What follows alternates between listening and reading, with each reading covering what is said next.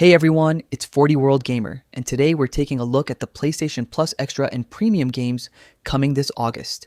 And honestly, there are some really good games in this lineup, especially if you're an RPG fan. We're starting with one of the biggest additions this month, Kingdom Come: Deliverance 2 on PS5. This massive open-world RPG takes you back to 15th century Bohemia, giving you a medieval world that focuses heavily on realism. Unlike traditional fantasy RPGs, you won't find magic spells, dragons, or supernatural monsters here. Instead, the game tries to make medieval life feel as authentic as possible.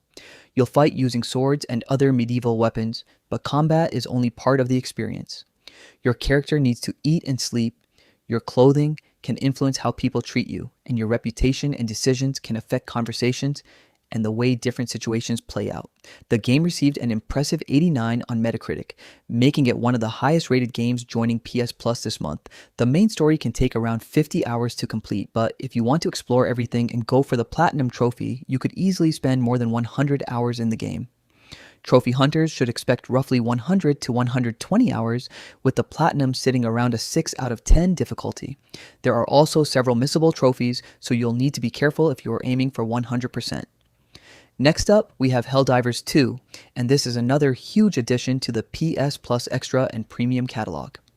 Unlike the other games arriving later in the month, Helldivers 2 is available right now, so subscribers don't have to wait until August 18th. This is a 4-player co-op third-person shooter where you and your squad drop onto dangerous planets, complete objectives, fight enormous numbers of enemies, and then try to survive long enough to extract. The game gives you some completely ridiculous weapons and equipment, along with plenty of terrifying enemies, including aliens and machines. But there's one thing you always need to remember. Friendly fire is enabled. That means your biggest threat sometimes isn't even the enemy. You might accidentally shoot a teammate, call in an airstrike on your own squad, or drop a massive missile directly where everyone is standing. Helldivers 2 is also launching alongside the new Void of Liberty update, bringing additional missions, objectives, enemies, and other content to the game. The progression system has also been expanded, with the rank cap increasing to 300. When Helldivers 2 originally launched, it received an impressive 82 on Metacritic. Completing everything for the Platinum can take around 50 hours, with the trophy difficulty sitting at roughly 6 out of 10. If you've never played Helldivers 2 before, this is probably one of the best opportunities to jump in, especially if you have a group of friends ready to play with you. Next, we have Hell is Us. This third-person action-adventure takes place in the fictional country of Hadea, which has already been devastated by civil war. Unfortunately, the situation becomes even worse when mysterious supernatural creatures begin appearing. Combat combines swords, axes, and other melee weapons with special abilities connected to your drone. But one of the most interesting parts of Hell is Us is its approach to exploration. Instead of constantly putting quest markers on your screen and telling you exactly where to go, the game expects you to pay attention. Conversations, environmental clues, locations, and details in the world can all help you figure out what you're supposed to do. It received a 77 on Metacritic, and a first playthrough should take roughly 25 to 30 hours. It definitely won't be a game for everyone, but if you enjoy experiences that let you figure things out for yourself instead of holding your hand the entire time, this could be worth checking out. Hell is Us arrives on PS5 on August 25th. Moving on to something completely different, we have Onimusha, Pretty Derby, Party Dash on PS4. Yes, this is the colorful horse girl game, but Party Dash is very different from the main Pretty Derby experience. Instead of focusing primarily on horse training and racing, Party Dash is a pixel art party game where teams compete in a collection of crazy events. You'll find events based around hurdles, basketball, dodgeball, and even an eating competition. The game supports solo play, local couch co-op, and online multiplayer for up to 4 players. There are also 25 characters to unlock and use. It's definitely one of the more unusual games in this month's lineup, but if you've got friends to play with, I can see this being a surprisingly fun multiplayer experience. Party Dash arrives on August 25th. Next, we have 2 Point Museum on PS5. If you've played 2 Point Hospital or 2 Point Campus before, you'll have a pretty good idea of what to expect. This time, instead of managing a hospital or university, you're building and operating your very own keep visitors happy, organize your museum, and send teams on expeditions to discover strange and unusual artifacts. Underneath all of the comedy is a surprisingly deep management system. You'll have to balance your finances, staff, museum layout, exhibitions, and visitor satisfaction if you want to create the perfect museum. The game was also well received, and it's the kind of experience where you can easily spend dozens of hours making small changes and experimenting with different ideas. The Platinum is relatively easy at around 3 out of 10 difficulty, but completing everything can take roughly 70 to 100 hours depending on how efficiently you play. 2 Point Museum joins the catalog on August 25th. Then we have Metro Exodus, coming to both PS4 and PS5. Metro Exodus takes the dark, claustrophobic survival atmosphere of the previous Metro games and expands it into much larger environments. You'll leave Moscow aboard the Aurora and travel across a post-apocalyptic Russia. It's still a first-person shooter, but resources and ammunition are limited, meaning you can't simply run into every fight with guns blazing. Stealth can be extremely useful, and the larger environments give you more freedom when deciding how to approach different situations. The PS5 version is particularly impressive, featuring ray tracing, 60 FPS gameplay, and DualSense support. Metro Exodus earned an 83 on Metacritic.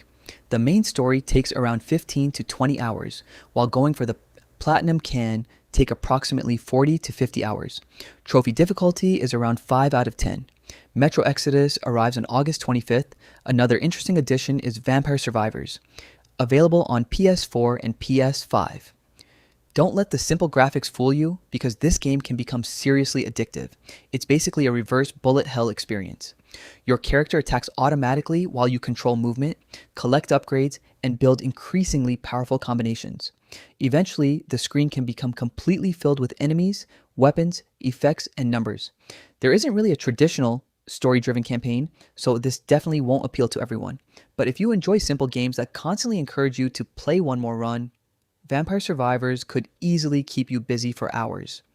We're also getting Dying Light 2 on PS4 and PS5. This is Techland's massive open-world zombie game where parkour plays a huge role alongside combat. During the day, you'll explore the city, search for supplies, complete missions, and gather resources. But once night arrives, the infected become much more aggressive, turning the streets into a much more dangerous place. The game also features 4-player co-op, character progression, and years of updates that have added and improved plenty of content since launch. The PS5 version scored around 76 on Metacritic. The main story can take roughly 20 to 25 hours, while adding side quests can bring that closer to 35 hours.